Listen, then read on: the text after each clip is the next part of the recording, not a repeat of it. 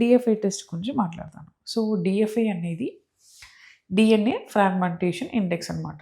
ఈ టెస్ట్ అనేది జనరల్‌గా మేల్స్‌కి చేసే టెస్ట్ అనమాట. అంటే డిఎన్ఏ ఫ్రాగ్మెంటేషన్ ఇండెక్స్. స్పెర్మ్‌లో what is the percentage of damage sperms అనేది మనకి తెలుస్తది. సో, యూజువల్‌గా స్పెర్మ్ డ్యామేజ్ అనేది మనకి ఒక పర్టిక్యులర్ పర్సెంటేజ్ లోపల ఉండాలి. అట్లా ఉన్నాకనే మీకు న్యాచురల్ కన్సెప్షన్ అనేది ఛాన్సెస్ ఎక్కువుంటది. సో, లెస్ దెన్ 15% ఉంటే మీకు న్యాచురల్ కన్సెప్షన్ ఛాన్సెస్ ఎక్కువుంటది. మోర్ దెన్ 30 ఉంటే మీకు న్యాచురల్ కన్సెప్షన్ ఛాన్సెస్ తక్కువుంటాయి. ఎందుకంటే 30% మోర్ దెన్ 30% ఆఫ్ స్పెర్మ్స్ అనేది డీఎన్ఏ డ్యామేజ్ అయి ఉంటది. అన్నప్పుడు మీకు న్యాచురల్ కన్సెప్షన్ అయినా or like the chances is very less.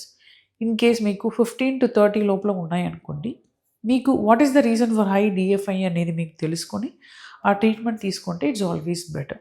So, DFI అనేది మీ sperm damage what is the percentage of damage అనేది మనకు చెప్తదనమాట.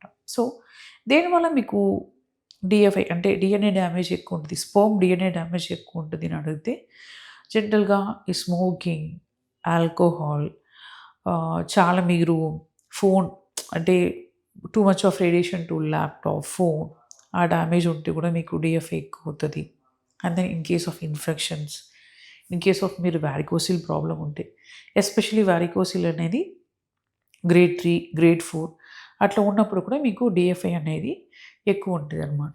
సో, మీకు డీఎఫ్ఐ ఎక్కువ ఉంటే వాట్ టు డూ అంటే ఆబ్వియస్‌లీ మీరు ఫస్ట్ స్మోకింగ్, ఆల్కహాల్ అనేది క్విట్ చేసుకోవాలి. Avoid stressful life style or stressful work. కొంచెం స్ట్రెస్‌ని తగ్గించుకోండి.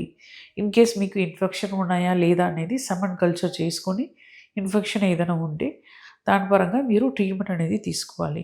అండ్ దెన్ ఇన్ కేస్ మీకు వారికోసిల్ ప్రాబ్లమ్ ఉంటే ఎస్పెషల్లీ గ్రేడ్ 3, గ్రేడ్ 4 అట్లా వారికోసిల్ ప్రాబ్లమ్ ఉంటే మీరు ఖచ్చితంగా ఒక ఆండ్రాలజిస్ట్‌ని అప్రోచ్ అయ్యి వారికోసిలెక్టమీ సర్జరీ చేసుకోవడం ఇట్స్ ఎ బెటర్ ఆప్షన్.